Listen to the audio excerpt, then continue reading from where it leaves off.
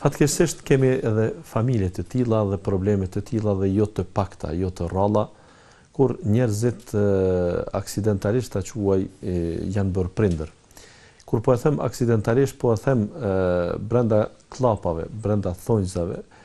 jo që kjo gjë ka ndodhur vërtet në aksident, por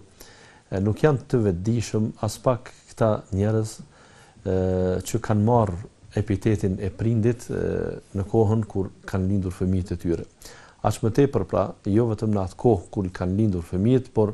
edhe në periudha të mëvonshme kur fëmijët tashmë janë rritur, janë shkolluar dhe janë pjekur, aq më tepër kur ata janë të vetëdijshëm dhe ndoshta nganjëherë dhe janë edhe të martuar, prindi akoma e sheh vetë një adoleshent, e sheh vetë një djalë të ri, një djalosh i cili bën avantura të ndryshme të jetës, merret me çështje të ndryshme të jetës rinore dhe harron se tashmë ai ka një moshë të avancuar, harron se ai moti ishte martuar dhe tashmë ka fëmijë dhe mund të jetë pra ndoshta edhe gjysh, dhe ai akoma vazhdon me mend e një të riu ta quaj, i cili nuk është në gjendje të rezonoj dhe të reflektoj si edukator në shtëpinë e tij, por përkundrazi është një faktor destabilizues dhe mjerisht e themi këtë realitet, dhe është vërtet për çdo mjerim shpesh na ndodh që fëmijët në një shtëpi të jenë burimi i edukimit të familjes. Prindi të jetë shëmbëtyra në familje, vetë se prindi edhe nëse ndonjëherë i shkon në mendje të shaj, të fyj dikë, kur i sheh fëmijët përreth vetes, qofshin të vegjël apo të mëdhenj, ta ndal gjuhën e vet dhe të mos e shohin fëmijët babain e tyre se ditë të shaj. Në vend se prindi të jetë një promovues i edukimit të mirëfillt të brezave të rinj, të fëmijëve të tij, shpesh herë ndodh që ai është edhe nxitës për punë të flista, për punë të këqija, saqë nganjëherë qel hap biseda me vajzën e tij sikur të ishte ajo një rrugaqe, ose hap biseda me babain e tij sikur të ishte ai një rrugaç, me djalin e tij e kam fjalën. Pra, dhe sikur e nxit e motivon atë që pse të mos bisedohen këto gjëra dhe pse këto janë normale, pse të mos thuhen kështu apo ashtu. Po të kishim ndonjë derë, ndonjë mundësi, këtyre prindërve do të duhej t'ju merrte e drejta prindore për edukim. Pra, nuk them se kam mundësi dhe duhet të ndodhë që ai të mos jetë prind i fëmijëve biologjikisht, por do duhet të kishte mohim i drejtës që ai të merret me edukimin e fëmijëve derisa ai është i tillë. Pra, posaçërisht ata që krahas këtyre gjunave që përmenda, imoralitetit, pra zinas, alkoolit,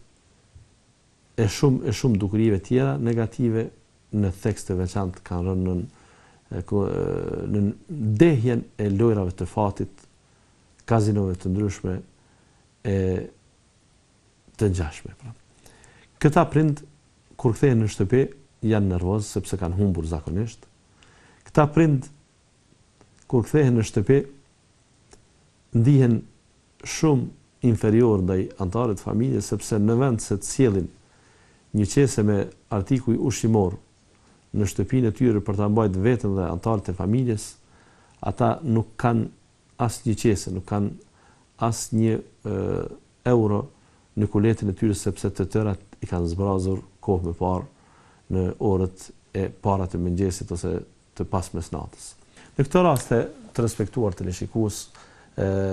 duhet të marrim mësime drejt për drejt prej Kur'anit. Allahu xhalla shanuhu thot wala tu'tu as-sufaha'a amwalakum allati ja'ala Allahu lakum bihi qiyama.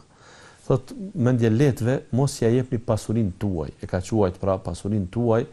mallin që ata mund të jenë pronar tyre, por përderisa ata nuk janë gjendë ta kontrollojnë veten, sepse janë mendje lehtë, sepse janë gjendë të futen në lojra të fatit, në kumare të ndryshme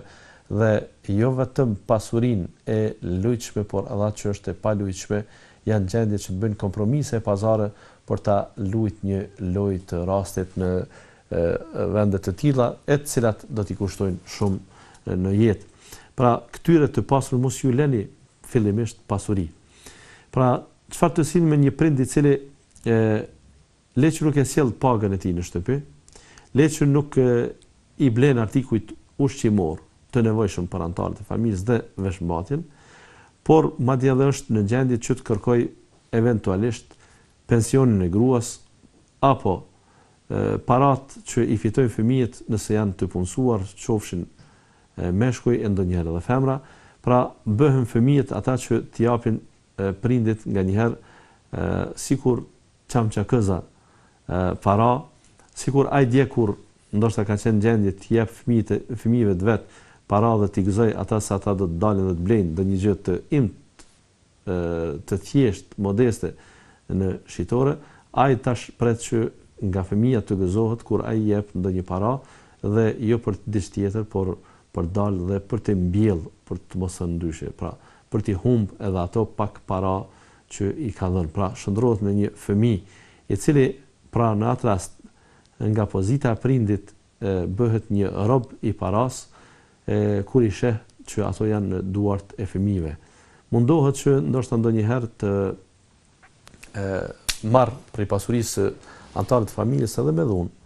edhe mundohet që edhe t'i kërcënon, mundohet që edhe forma të ndryshme të aplikoj ai që të arrijë qëllimet e tij, por Allahu fillimisht thotë që këta njerëz duhet të izoluar nga të dhënurit e parave të tyre, edhe kur janë parat personale, pra duhet që të privohet. Nëse ai ka 5.000 euro dhe thot ami 500, ami edhe njëherë 500, është mirë t'i thuhet të mashtrohet, pra që nuk kanë mbetur pra më shumë se 2.000 euro, ndonë se ato mund t'jenë 4.000 nga i 5.000 që ishte më parë. Me fjalë të tjera të mashtrohet dhe të thuhet se nuk ka më, i kemi haxhu, kemi ble artikuj ushqimor, kemi bërë këtë apo atë, vetëm që të mos e lejmë shaj edhe më tepër të thellohet në lojra të fatit dhe në kumar.